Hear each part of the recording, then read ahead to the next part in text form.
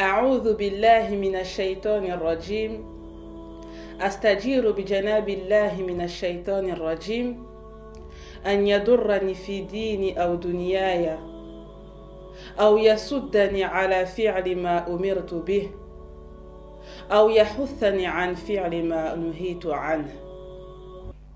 Je cherche protection auprès d'Allah subhanahu wa ta'ala contre Satan, le maudit. Bismillahirrahmanirrahim. Je commence mon prêche par le nom d'Allah, lui qui est le tout miséricordieux, le très miséricordieux. Mes frères et sœurs, Assalamu alaykum wa rahmatullahi wa barakatuh. Aujourd'hui, nous aimerions vous traduire une immense sourate parmi les sourates du Coran. Et cette sourate, elle se nomme Souratul Asr, la sourate du temps. Allah subhanahu wa ta'ala a dit Wal Asri, je jure par le temps. Mes frères et sœurs, soyons attentifs. Le wa qui est situé en début de phrase, en début de verset, c'est un wa qui s'appelle en langue arabe wawul qasam. C'est un wa qui est là pour prêter serment. Et Allah subhanahu wa ta'ala, il a dit wal asri. Donc il a juré par le temps. Pourquoi est-ce que Allah subhanahu wa ta'ala a juré par le temps? Méditons dans le Coran. Lorsque Allah subhanahu wa ta'ala jure sur quelque chose, il faut savoir que ce n'est pas quelque chose de futile. Ce n'est pas quelque chose de petit. Et il y a de nombreuses sourates où Allah jure. Parmi elles, il dit wa shamsi. Dans Souratul Shams, il jure par le soleil. Mais encore, il dit wal layli. Il jure par la nuit. Il a dit dans Souratul Fajr wal fajr. Il jure par l'aube. Et nous avons beaucoup de sourates qui débutent par un jure, par un serment. Et ici, qu'est-ce que Allah a dit? Il a dit wal asri. Il a juré par quoi? Par le temps. Donc on a dit le wa qui se situe en début de verset, il s'appelle wawul qasam. Mais il s'appelle également en langue arabe harful jarri. Il fait partie des huruful jarri, qui veut dire des prépositions. Et lorsque l'on voit ces prépositions en arabe, cela va nous indiquer que le mot qui va suivre va prendre à la fin une kasra. Pourquoi? Parce que si on regarde, Allah il a dit dans le Coran wa shamsi. Il n'a pas dit wa shamsu. On voit, il n'a pas dit wal laylu, mais il a dit wal layli. Et ici, Allah subhanahu wa ta'ala n'a pas dit wal asru, mais il a dit wal asri. Donc il a dit je jure par le temps. Le temps. Allah subhanahu wa ta'ala, il a juré par le temps. Pourquoi? Parce qu'il faut savoir, mes frères et sœurs, que le temps, c'est ce qui va pousser l'homme vers le paradis. Et le temps, c'est également ce qui va pousser l'homme vers l'enfer. Pourquoi l'on dit que c'est le temps qui va pousser l'homme vers le paradis ou vers l'enfer? Parce que nous avons deux types de personnes.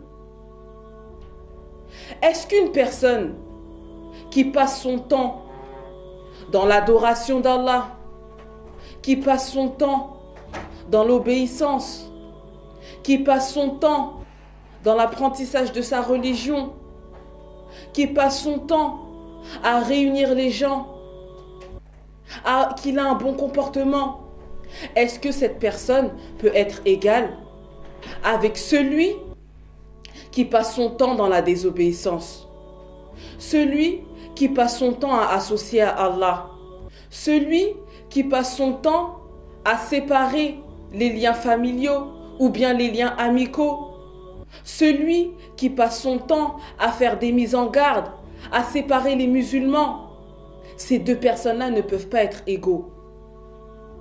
Donc, il y a les personnes qui vont sacrifier leur temps, qui ont un objectif qui est atteindre le paradis, et il y a ceux qui vont passer leur temps dans la désobéissance. Donc c'est pour ça qu'Allah subhanahu wa ta'ala a juré par ce temps. Et après cela, il a dit quoi? Innal insana lafi khusr. Donc ça nous confirme ce qu'on vient de dire précédemment. Il a dit, certes l'homme, il est dans quoi? Dans la perdition. Certes l'homme, il est dans un égarement. Pourquoi?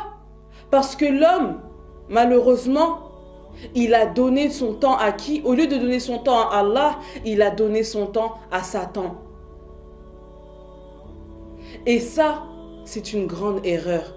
C'est pour ça que Allah a dit, certes l'homme est dans la perdition. Mais Allah évoque une exception après. Il dit, illa alladhina amanu. Il a dit, c'est vrai, j'ai dit que l'homme était dans la perdition. C'est vrai, j'ai dit que l'homme était dans un égarement.